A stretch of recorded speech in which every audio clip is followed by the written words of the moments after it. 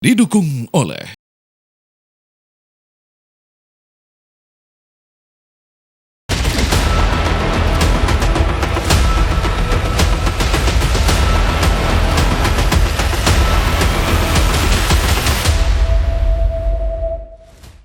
Assalamualaikum warahmatullahi wabarakatuh. Selamat malam pemirsa. Kabar duka datang dari Semeru, di mana kita tahu Gunung Semeru kembali mengamuk. Erupsi yang datang seolah tiba-tiba memaksa warga berlari tanpa sempat berpikir dan menyapu pemukiman. Di balik kepanikan tersebut, kemudian muncul tanya, apakah bencana ini datang tanpa tanda-tanda? Ataukah memang ada peringatan yang tak terbaca, tak tersampaikan, atau bahkan terabaikan? Kita akan menjawabnya malam hari ini bersama dengan sosok yang tahu betul bahasa gunung api, ahli vulkanologi dan mantan kepala PVMBG. Bersama saya malam hari ini, Pak Surono. Assalamualaikum. Waalaikumsalam warahmatullahi wabarakatuh. Terima kasih sudah hadir, Pak Surono. Sama-sama Mbak Ya, selamat malam juga. Assalamualaikum warahmatullahi wabarakatuh kepada para pemirsa TV yang sangat saya hormati. Pak Surono, sebagai ahli vulkanologi, Anda melihat bagaimana kemudian duka yang melanda Gunung Semeru? Apa yang ada di benak Anda, Pak? Pertama, saya sekian kalinya saya harus menyampaikan selamat berduka, menyampaikan duka cita kepada korban yang terjadi di Semeru, dan saya tetap saja kaget kenapa tidak ada evakuasi sebelum kejadian ini ada. Bagaimana sistem peringatan dini berjalan atau tidak. Dan kita ini memiliki gunung api yang terbanyak di dunia. Kalau dan penduduknya juga paling banyak berada di kawasan rawan bahaya bencana gunung api. Kalau kita terus gagal seperti ini terus, kita harus berpikir ulang, kita harus duduk bersama apa yang harus kita lakukan. Sebentar Pak, tadi ada sampaikan gagal. Maksudnya apa ini? Karena selalu setiap letusan gunung api selalu ada korbannya, ya kan? Apakah sistem peringatan dini yang tidak jalan, atau sistem tata ruang kita yang tidak jalan? Ada yang bilang kita memang tidak bisa membaca alam.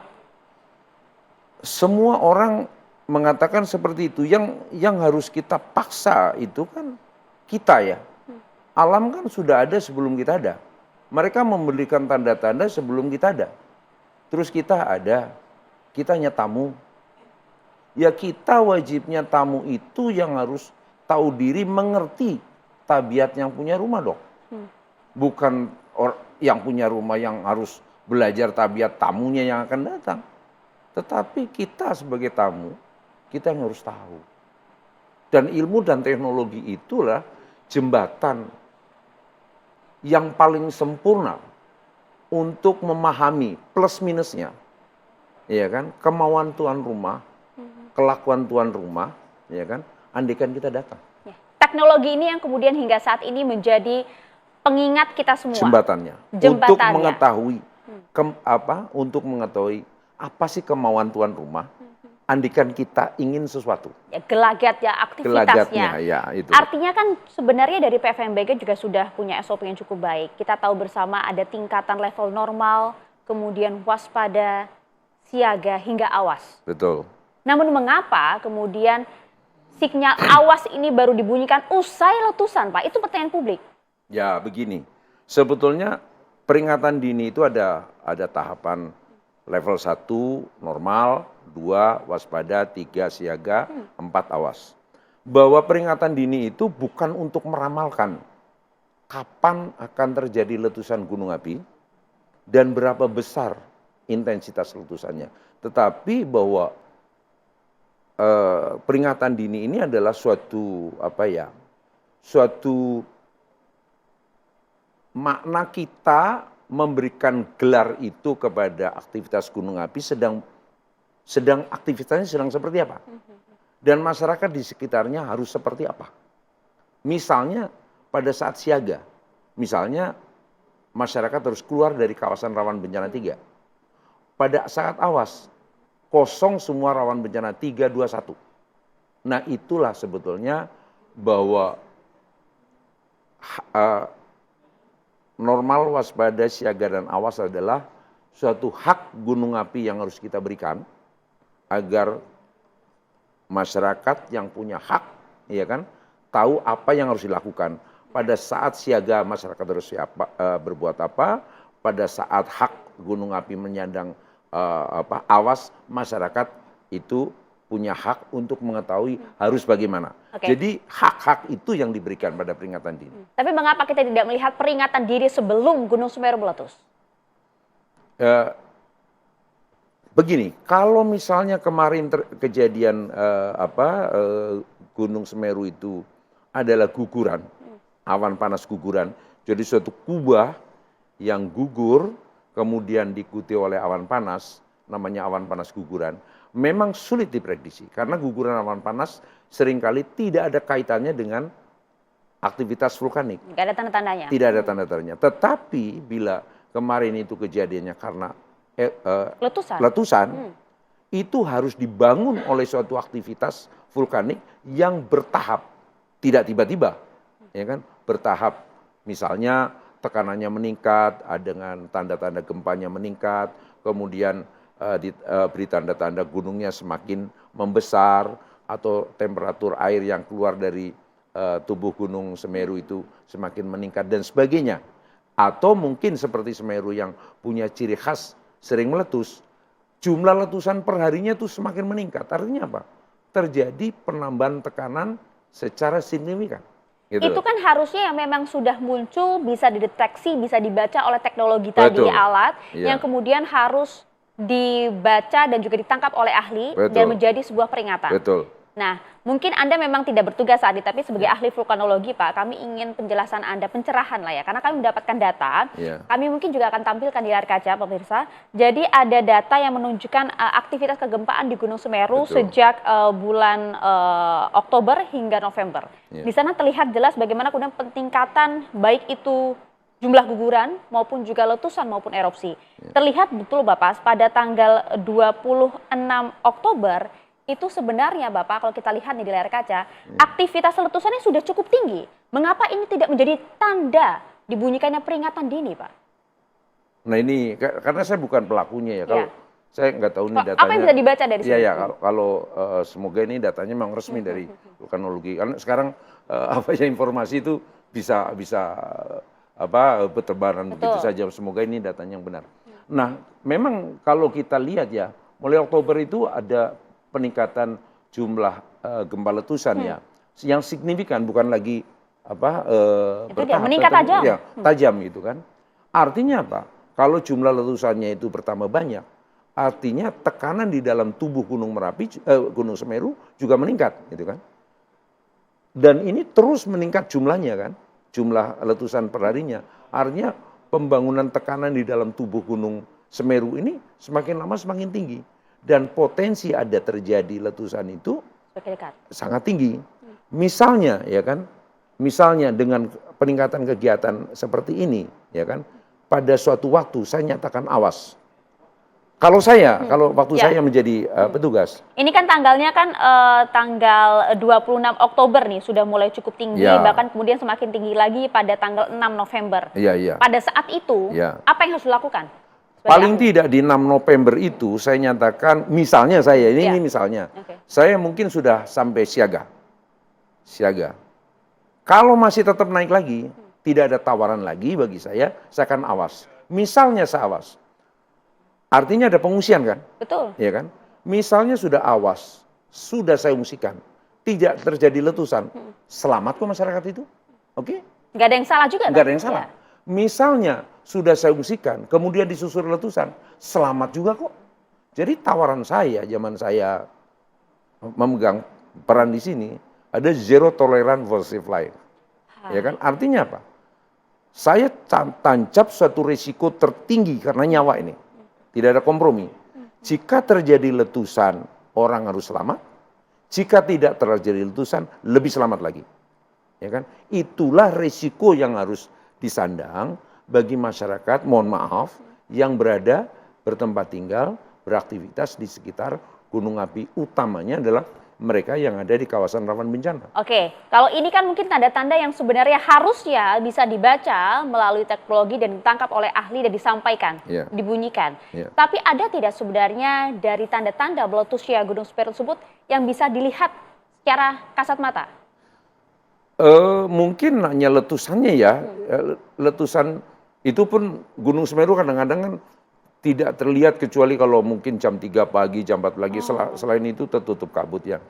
Pemantauan gunung api itu jangan visual deh. Karena sangat terkendala oleh perubahan cuaca yang beginian cepat ya. Apalagi saat ini ya? Ya, apalagi saat ini kan. Jadi hanya teknologi yang dia tidak pernah berbohong karena dia makan aki. Tidak seperti saya makan nasi. Kalau lapar saya berbohong.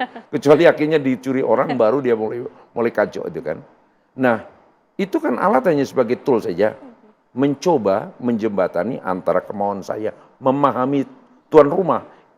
Bapak ini sedang apa? Saya mau bertamu gitu loh. Boleh nggak saya di sini? Boleh nggak saya ikut numpang belakang? Jadi selalu ada ya kan untuk mengetahui antara gelagat yang punya rumah, ketabiat yang punya rumah, ya kan, agar supaya kita juga menjadi tamu yang baik. Itu dia Pak, dan maksud pertanyaan saya tadi begini, kalau kemudian artinya tidak ada tanda-tanda yang bisa dilihat oleh warga, konteksnya warga, karena ini kemudian menyapu pemukiman, Gunung Semeru dengan mata telanjang, artinya kan cukup penting bagaimana teknologi dibunyikan oleh sang ahli. Warga tidak bisa, warga tidak bisa. Warga hanya bisa melihat letusan sekarang. Kalau tiba-tiba ada awan panas, sulit, ya kan? Kecepatan awan panas itu bisa mencapai 200 km per jam. Wow. Ya kan? Kalau mungkin ada 500 meter depan kita, ya kan? Saran saya hanya satu, berdoalah. Semoga dosa-dosa saya diampuni gitu. Karena tidak mungkin akan lari. Gitu.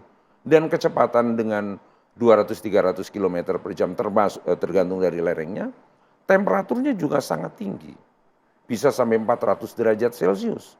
Ya. Mungkin awan itu lewat dekat kita, ya kan? Mungkin ke kita 200 derajat, 300 katakanlah. Dalam jarak berapa Pak kemudian awan panas itu bisa dirasakan suhunya di tubuh kita? Sebagai contoh Mbak Marican dulu. Waktu saya nggak tahu berapa ratus meter itu. Mbak Marican kan peristiwanya begitu ada awan panas lewat, tiba-tiba secara tiba-tiba karena panas sekali. Gunung Merapi ini ya? Iya kan, tiba-tiba kering. Sedangkan tubuh kita 2/3 kan air. Nggak mungkin gitu loh. Maka dari itu ya kan, awan panas bagaimana menghindari awan panas? Bukan bunker. Bukan apapun, lari sebelum itu tiba. Hanya itu. Artinya? Menyingkir sebelum itu tiba. Publik mau jawaban Pak Surodo. Mungkin ini bukan ranah Anda, tapi publik ingin pencerahan Pak. Apakah dalam hal ini kemudian kita bisa katakan sang ahli lalai membaca teknologi? Sebetulnya kalau misalnya, katakanlah misalnya lalai, semoga tidak. Tetapi di situ kan ada peta kawasan rawan bencana. Ada kawasan rawan bencana 3, itu tidak bisa ditawar. Itu adalah harga yang diberikan oleh Semeru. Bahwa di situ yang sering terjadi awan panas. Andaikan di situ tidak ada pemukiman, andaikan teman mantan kantor saya lalai, selamat. Tetapi kalau masih ada pemukiman di kawasan rawan bencana 3, ya kan? Misalnya lalai, kantor saya bisa terjadi masalah. Dan harusnya awas tadi sudah dibunyikan sebelum seharusnya awas tidak dilakukan. Dan satu hal lagi, ya kan? Misalnya tidak lalai, waktunya sangat pendek. Warning kan beginilah, kalau awas dinyatakan awas sudah mengungsi, tidak meletus-meletus lama, trust masyarakat terhadap, kepercayaan masyarakat terhadap ahlinya juga turun kan. Tetapi kalau terlalu pendek, waktu untuk evakuasi masyarakat di daerah bahaya juga tidak cukup. Nah ini dia, kita coba akan bahas ini ya, bagaimana suasana kebatinan mungkin para ahli pada saat membaca data-data yang muncul. Usai jeda ya Pak Surono, sesaat lagi kami kembali untuk Anda.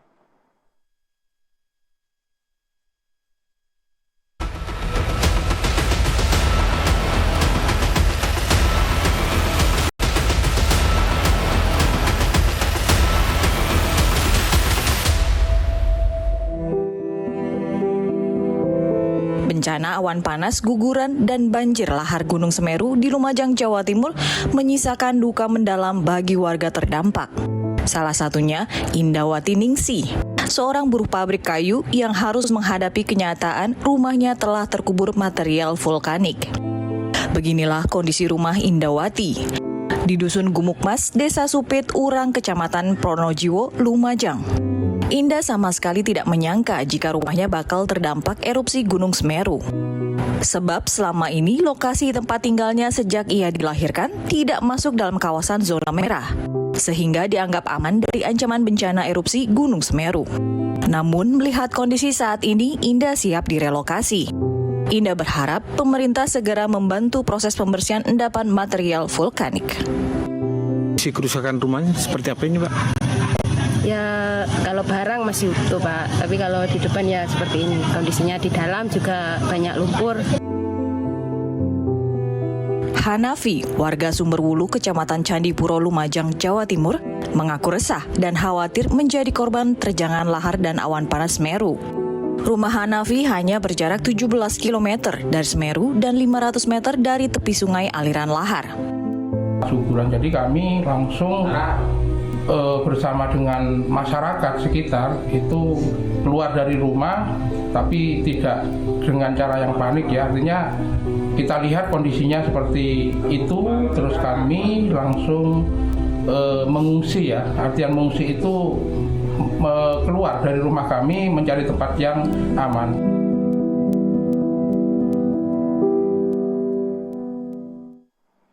Ya, kita bagaimana melihat ya duka dari warga yang berada di sekitar area awas dari Gunung Semeru ini. Mereka betul-betul tidak ada sedikit tanda-tanda yang mereka rasakan, tanda-tanda yang mereka terima, tiba-tiba rumah mereka sudah luluh lantah. Karena kalau dilihat dari jatuhnya lava itu, Pak Surono, titik pertama adalah pemukiman warga. Titik pertama adalah pemukiman warga.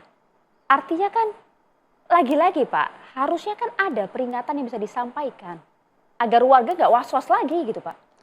Ya sebetulnya peringatan dini normal waspada siaga awas itu kan hak gunung api menyandang gelar siaga awas dan sebagainya, hak masyarakat untuk mengetahui status itu harus bagaimana. Iya. Kan itu, kan sebetulnya warning kan gitu. Bukan untuk meramalkan kapan kejadian gunung api akan meletus, Pasti, bukan itu. ya. Kita nggak akan mungkin dengan teknologi apapun gitu. Kita hanya tahu adanya peningkatan, ya kan? Awas loh ini ada peningkatan, kemungkinan terjadi letusan, kamu nyingkir deh. Ini namanya peringatan dini, peringatan yang diberikan secara dini kepada masyarakat dan dia punya hak untuk mengetahui itu dan juga gunung api dia menyandang status awas, dia punya hak memiliki itu karena aktivitas yang mereka miliki, ya kan? Dan kita juga harus tahu bahwa kita yang harus mengalah kepada yang punya rumah. Itu gitu dia loh. Pak, arti kan begini, karena warga di sana juga bertanya-tanya, bahkan bisa kita artikan mengamuk begitu ya. Karena kita tahu betul ada berita 187 pendaki yang kemudian saat ini alhamdulillah sudah bisa dievakuasi. Artinya kan sampai pendaki ini bisa naik ke atas, memang nggak ada warning kan berarti. itu dia. Nah, itu sebetulnya ada batasan jumlah, ada batasan aktivitas. Biasanya saya waktu dulu ya dekat 17 Agustus itu ada renungan suci, semua banyak sekali kunjungan ke puncak gunung api itu dibatasi. Tetapi ada juga batasan karena ada peningkatan aktivitas gunung api. Ya saya juga agak heran juga karena bagaimana tentang pendakian? Baik-baik saja. Artinya tidak ada pembatasan. Itu tidak dia. ada penutupan. Ini kan beruntung mereka ini berada di Ranukumbolo, Nah, memang ya kan, arahnya arahnya ke utara, berbeda. kita kan Itu arahnya dia. selatan. Kita nggak bisa bayangkan Ya loh, kan Pak. kita nggak bisa terus beruntung terus. Kadang-kadang kita juga ya mendagang juga kadang-kadang nggak untung. Iya. Ya. Memang sesulit itukah membaca aktivitas dari Gunung Semeru ini? Karakteristiknya seperti apa? Beginilah kan. Andi kan seorang dokter, saya sekolah sama dengan Mbak, gitu kan. Universitasnya sama. Saya punya stetoskop, Mbak punya stetoskop. Punya alat suntik yang sama, mereknya yang sama. Pasien datang. Kenapa pasien saya lebih banyak, pasien Mbak kurang? Kenapa? Sama alatnya. Tetapi bagaimana keseriusan untuk mengeksaminasi semua gejala yang Mbak periksa dengan saya meriksa juga, ya kan? Harus ada kepasrahan, keseriusan bahwa ini yang saya lakukan. Kalau saya salah, besar kemungkinan taruhannya adalah nyawa. Oleh karena itu, saya harus fokus, saya harus serius, saya harus hayati bahwa di sana sumpah saya, ya kan, dan sebagainya. Kalau saya keliru, taruhannya nyawa. Nyawa orang lain. Saya sih baik-baik saja, ya kan? Dan itu yang harus dihayati. Bahwa kok berat? Ya kalau nggak mau berat ya jangan jadi pejabat itu kan. Itu aja. Tapi mungkin begini Pak, mungkin saja saya juga berandai-andai ya semoga saja ini tidak terjadi. Mungkin warganya kali Pak yang ngeyel nggak mau pindah. Ya sama kan. Sekarang gini aja lah kan. Ada daerah bahaya, ada monitoring. Kalau kita kan nggak bisa jalan di jalan raya seenak kita kan nggak bisa. Ada aturan dan mari aturan itu ditegakkan. Misalnya kemarin ya di daerah Semeru, di Semeru itu kawasan rawan bencananya itu tidak ada pemukiman. Mau diketahui, mau ada warning, mau tidak. Begitu ada awan panas lewat, baik-baik saja. Tetapi yang jadi masalah itu di Indonesia ini ada sekitar 5 juta masyarakat yang bermukim di kawasan rawan bencana. 5 juta? 5 juta. Karena apa? Semua daerah rawan bencana itulah daerah yang nikmat untuk ditinggali. Nikmat untuk Iya. ditinggali. Misalnya Semeru nih, pasirnya nomor 1, emas hitam itu. Pasirnya nomor 1, batunya juga bagus. Semua ingin ke sana. Air melimpah. Sama daerah longsor juga mudah diolah menjadi lahan pertanian, banyak mata air, ya kan? Daerah gempa bumi juga sama. Daerah tsunami, pantainya landai, tempat orang berwisata di situ. Semua daerah rawan bencana diberi karunia Tuhan, enak ditinggali. Tetapi kita sebagai tamu harus sadar, Itu dia. ya kan, bahwa tuan rumah itu ada batasnya. Tidak seenaknya kita mengeksploitasi, ya kan? Nggak boleh terlena juga kita. Iya, kalau kita kurang aja dengan yang punya rumah, apalagi melanggar larangan-larang itu. Jangan Tuhan, ya kan, terus mengatakan alam sudah mulai bosan dengan kita. Yang bosan siapa? Tiap hari kita minum masih kasih alam itu. Makan dari alam. Yang tidak sopan, apakah yang punya rumah atau tamunya? Kita harus mawas diri di situ. Ya kalau misalnya teman saya Lale di PVMBG, kalau masyarakat tidak ada di kawasan rawan bencana Gunung Semeru kan baik-baik saja. Ya, itu masalahnya. Dan kalau kita lihat kan Pak, sebenarnya kalau saya boleh membaca juga di sini ya Pak ya, ini kan sebenarnya kan ada beberapa sungai yang menjadi Betul. jalur turunnya Iya. lava itu ya. Ada Besuk Sat atau Sungai Sat, kemudian Besuk Kobokan, ada Besuk Kembar, ada Besuk Bang juga. Iya. Kita tahu betul saat ini kan Besuk Kobokan yang kemudian Iya, menjadi iya. salah satu jalur awan panas dan juga lava pijar ini. Yang dimana lokasi-lokasi ini kan memang banyak pemukiman warga Iya, Pak. karena ada pasti Padahal ada. kan sudah dipetakan Pak. Kami tampilkan juga mungkin gambarnya di layar kaca ya. Bagaimana kemudian kondisi areal sungai dan juga Gini lah pemukiman ya kan, warga ini. Besok Kobokan sekarang kena. Dulu pasti udah pernah kena dan akan kena kembali lagi. Dan akan kena kembali. Pasti. Yang saya tidak tahu kapan. Besuk Sat, Besuk Kobokan, dan sungai besuk yang lain, itu kan diciptakan oleh tuan rumah untuk mengalirkan, ya kan, untuk memberikan sesuatu keseimbangan dia. Ya keseimbangan namanya awan panas. Besuk Sat, Besuk Kobokan, dan sebagainya. Dia akan lewat situ dan akan tetap lewat situ. Dia tidak aneh-aneh ngejar-ngejar yang tamunya kok. Kalau orang itu keluar dari Besuk Kobokan nggak akan dikejar-kejar awan panas kok. Awan panas nggak sentimen, nggak sesentimen kita. Gitu loh. Jadi sudah ada alurnya. Kalau kita hindari aluran itu ya selamat, ya kan? Artinya sesimpel itu kan Pak. Sesimpel itu. Jangan ada pemukiman di setiap jalur itu. Di daerah kawasan rawan bencana 3 itu zero. Boleh orang beraktivitas, tetapi jangan menetap. Boleh ngambil pasir di sana, oke, it's okay. Tetapi jangan menetap di sana. Kalau sewaktu-waktu terjadi awan panas seperti sekarang tiba-tiba, selamat. Kan gitu. Pertanyaannya, Kalau malam hari misalnya, kejadian kemarin malam hari, semua orang sedang di dalam rumah. gak terbayang saya Pak. Nggak bisa terbayang. Apakah harus siang hari? Apakah kita bisa menawar kepada sang Semeru, kalau you keluar awan panas, lu siang hari deh, gue belum tidur. Nggak mungkin, nggak ada jaminan itu. Suka-suka yang punya rumah lah, kan gitu. Kita hanya tamu yang harus ngetok pintu, permisi kalau kita boleh masuk, kita masuk. Kalau enggak ya kita di luar. Artinya kan kalau semudah itu, artinya dia sudah harus bisa dideteksi, harus ada tindakan bagaimana pemetaan ruang pemukiman warga di area-area bencana. Sesaat lagi, Pak Surono akan kembali untuk Anda. Oke, siap.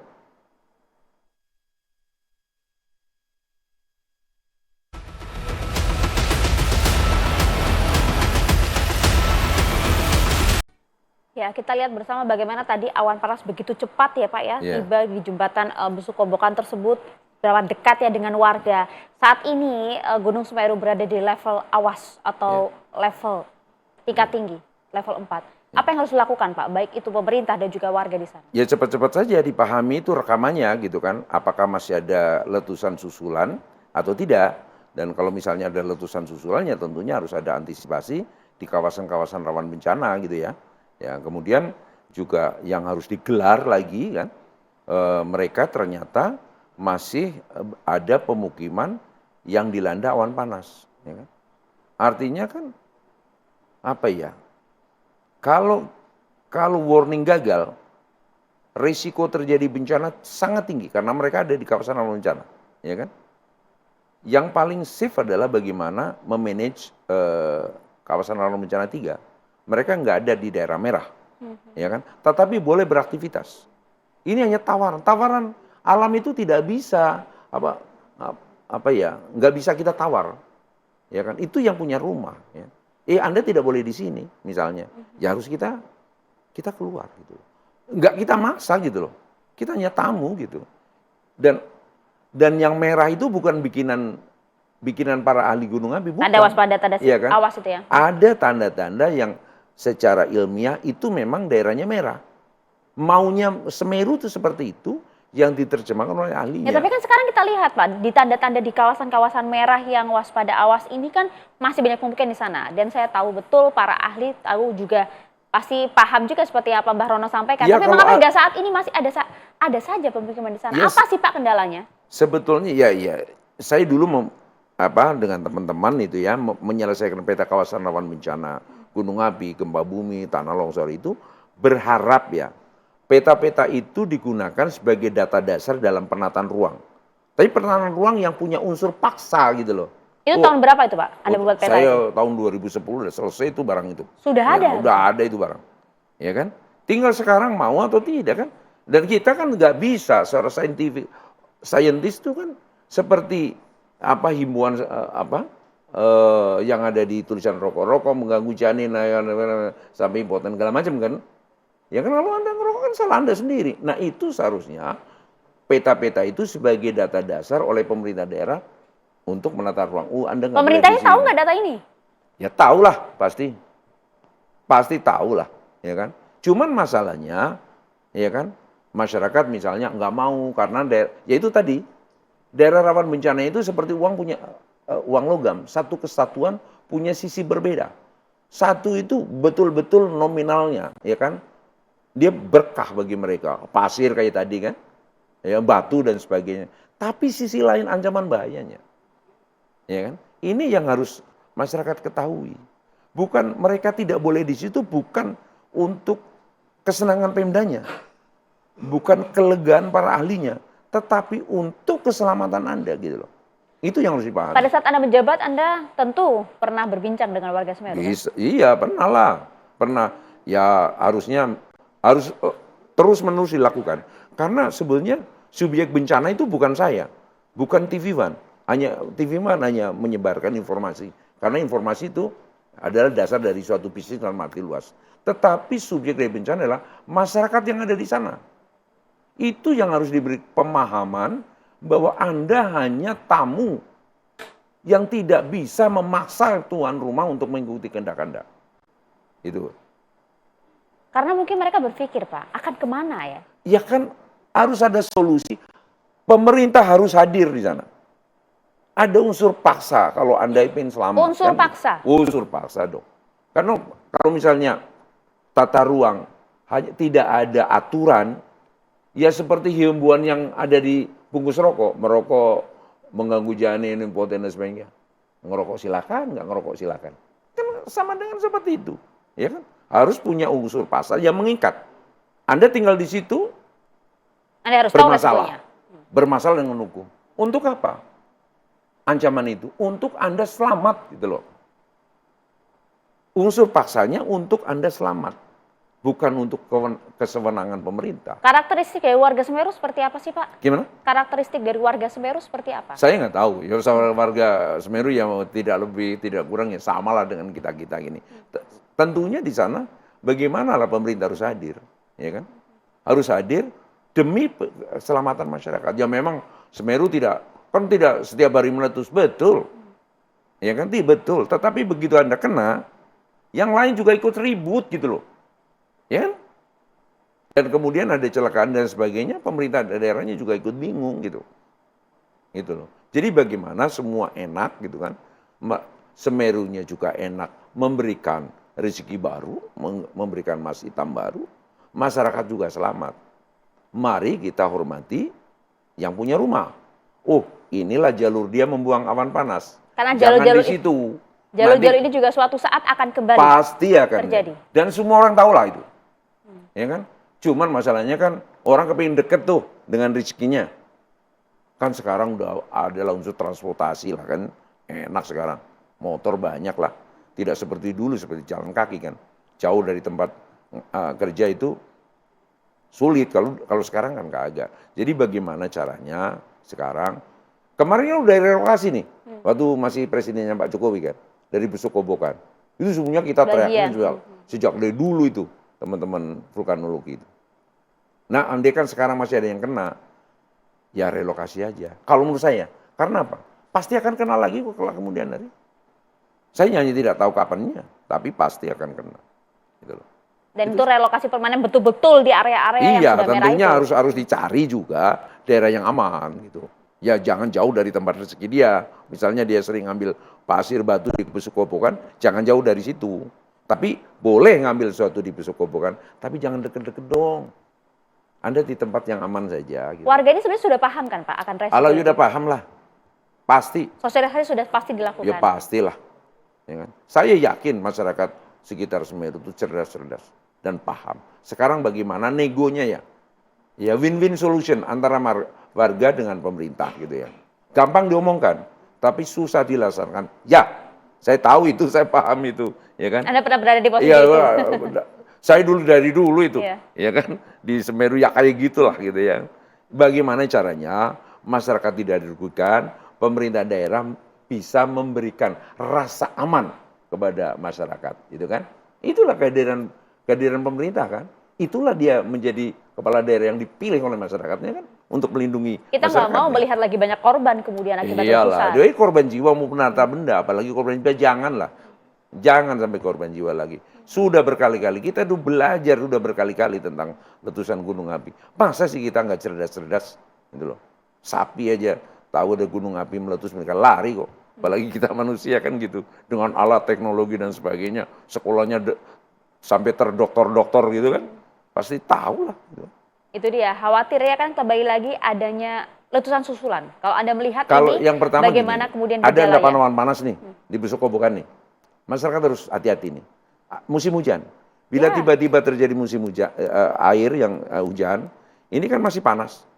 Begitu kena air, terjadi namanya letusan sekunder. Seperti wajan yang kita panasi, kemudian kita perciki air kan, seperti itu. Nah ini kalau banyak, kan bisa muncrat ke kita, yang dekat kan bisa bahaya itu, panas itu barang.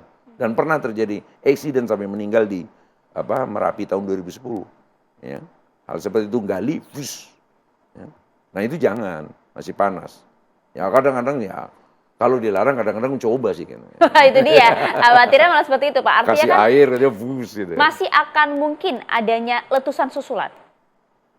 Bertanya kepada Semeru dengan catatan, dengan teknologi. Teknologi itulah yang bisa menangkap pesan Semeru mau apa. Hei, tuan rumah lu mau ngapain? Dari teknologi itu. Dan kita harus memahami lewat teknologi itu. Jadi bagaimana kemudian kita bisa memahami dan kita belajar dari letusan kemarin. Sesaat lagi kami kembali untuk Anda.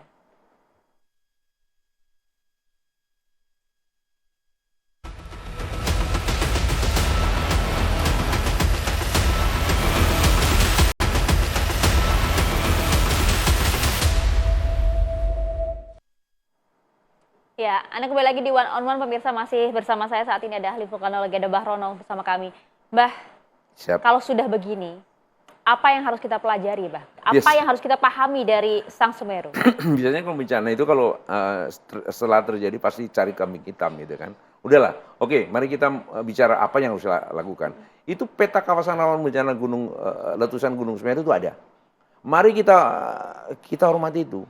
Kawasan rawan bencana 3, kalau kepengen tidak terus-terusan terjadi seperti ini, setiap terjadi letusan Gunung Semeru, bisa di warning atau tidak bisa di warning, ya kan? Kosongkan kawasan rawan bencana 3. Kok semudah itu? Memang semudah itu. Please, kita nggak bisa melawan alam. Ilmu dan teknologi itu tidak bisa untuk memaksa alam mengikuti kehendak kita.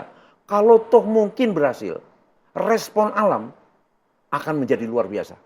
Dan dampaknya kepada kita. Nah, kita harus, ya kan, bisa di warning atau tidak di warning itu nantinya. Kalau kita respect kawasan rawan bencana 3 itu kosong. Tapi orang boleh mengais rezeki di sana, kan? Beraktivitas boleh, tapi bermukim jangan. Kita bisa berdamai dengan Semeru, hanya itu tawarannya. Otherwise, saya tidak akan ngomong. Satu-satunya solusi. Satu-satunya solusi. Kan yang punya rumah memberi harga yang tidak mungkin kita tawar. Ini harga fix, bandrol. Dan itu mungkin dilakukan oleh pemerintah? Ya pemerintah minta peta itu ke PVMBG kantor saya. Diskusi, ya kan? Ya kan? Apa yang harus dilakukan? Jangan lagi nanti rekayasa. Dampak langsung, tidak langsung. Langsung dan tidak langsung sama matinya, keluar kamu. Harus ada unsur paksa demi keselamatan. Demi ada harmoni antara masyarakat di sekitar Semeru dengan Semerunya. Kan rakyat ini juga butuh didengar, Mbah Rono. Ya terjunlah ahlinya gitu. Saya sebut aktivitas saya namanya mitigasi tanpa roti dan dasi. Ya apa kan? itu? Biasanya saya diundang kan di hotel tuh, pagi-pagi sarapan roti gitu, ceramah pakai dasi. Nggak berhasil tuh. Terus saya tanya, ngomong nggak pejabat itu atau komisar itu? Nggak, ya udahlah saya yang turun. Nggak usah pakai dasi, nggak usah makan roti. Kumpul dengan mereka. Kemudian memahami bersama tentang ancaman itu. Kalau kamu lari, kemana? Pasang tanda-tanda itu. Mereka memahami sendiri. Sebutnya mereka cerdas. Tinggal kita tuntun saja. Mereka yang membuat, tidak akan lupa kalau masyarakat yang membuat. Daerah mana yang bahaya, kemana kita harus bergerak. Harus dibikin bersama-sama. Kita tugas untuk belajar kan kita dari apa yang terjadi di... Kita gurunya lah ahlinya. Kan belajar nggak ada guru itu lebih berbahaya ya, daripada orang goblok kan. Jadi kita mengawal yang benarnya seperti apa. Tapi pada dasarnya mereka udah hafal kok. Pasti tahu. Belajar seperti apa yang terjadi di Merapi 2010. Ya, itu belajar dari Merapi tidak ada tawaran. Dia juga ada bandrol. Alam itu memberikan harga bandrol, take it or leave it. Wow. Itu aja. Ya kan? You mau paksa pakai teknologi, silakan aja. Silakan paksa alam itu. Dampaknya akan sangat luar biasa. Dan saat ini semakin sudah tidak paksa, ada kan di Merapi. semakin daya lenturnya semakin luar biasa. Jadi tolonglah gini kan, tidak ada ilmu dan teknologi yang memiliki alat paksa untuk mengikuti kehendak kita.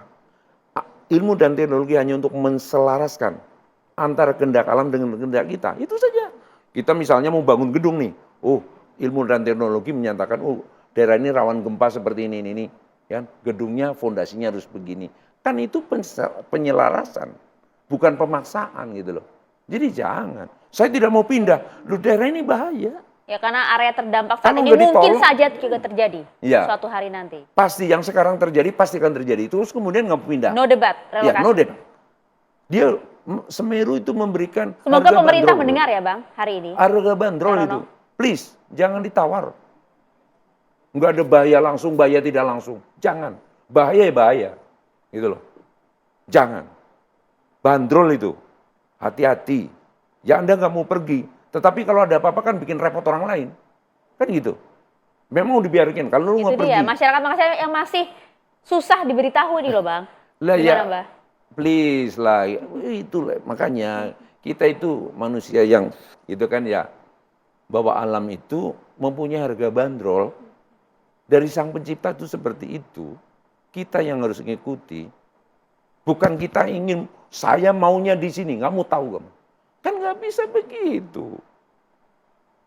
Sama bapak kita juga kalau kita maksa-maksa orang tua kita juga. Orang kita marah juga. Lagi-lagi ya, semoga pemerintah dan juga warga di sekitar Semeru juga harus ini karena mendengar masalah Mbak Rono malam keselamatan hari ini. dan masalah keselamatan orang ini kan.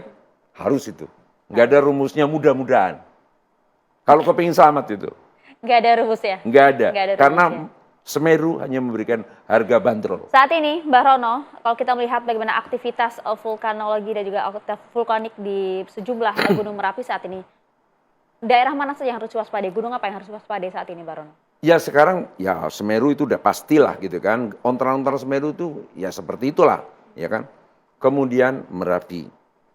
Merapi itu bukan hanya sebagai gunung api aktif biasa saja, tapi watch dunia terhadap sebagai laboratorium gunung api alam, gunung api dunia itu Merapi gitu ya. Dan masyarakat di sekitar Merapi itu sudah damai dengan Merapinya ya. Semoga ini terus dijaga gitu kan. Dengan pengalaman 2010 di mana masyarakat membina dirinya dan komunitasnya menjadi masyarakat yang tangguh. Kalau saya sebut masyarakat yang tangguh dan relawan yang luar biasa, terbaik di dunia mana? Wow. Merapi saya katakan. Merapi, dan saya berani berdebat dengan ahli gunung api di dunia manapun. Kepekaan dan kesadaran mereka. Kesadarannya dan hebatnya gitu kan. Semoga daerah-daerah Semeru, kemudian gunung api lainnya seperti Sinabung dan sebagainya akan seperti Merapi. SAR-nya nomor 1 lah, ya katakan. Masyarakatnya dan relawannya itu #1 in the world. Saya berani katakan itu karena saya pernah ke Jepang juga kemana gitu kan. Ya. Jadi mudah-mudahan masyarakat Indonesia yang memiliki gunung api terbanyak di dunia.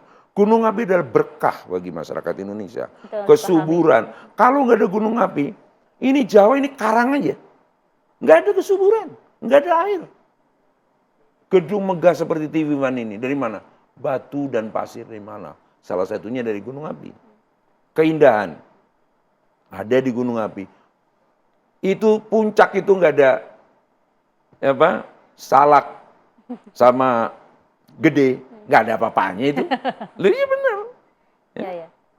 Jadi gunung api itu selalu memberi kepada kita. Dan kita yang harus tidak memahami. pernah meminta kembali dari kita. Terus kita mau ngeyel, please, jaluk selamat tapi ngeyel. Gak bisa. Padahal sudah diberitahu seperti apa seharusnya, apa Bukan mau dari sang Semeru ini ya. Ali itu hanya memahami Semeru terus kemudian menerjemahkan. Ini lo maunya gini. Inilah Kami harap Mbah Rono malam hari ini kemudian saya berharap memberikan pencerahan betul, baik itu tidak hanya kepada warga tapi juga kepada pemerintah bagaimana harus bertindak. harus bertindak. No debat Kehadiran untuk pemerintah harus ada keselamatan. di sana. Terima kasih banyak Mbah Rono malam hari ini bersama kami. Selamat malam di para One on One. pemirsa TV One yang saya hormati. Terima kasih banyak. Semoga Kami akhiri bermanfaat. One on One malam hari ini pemirsa. Saya Mari Asegaf pamit. Terima kasih. Sampai jumpa.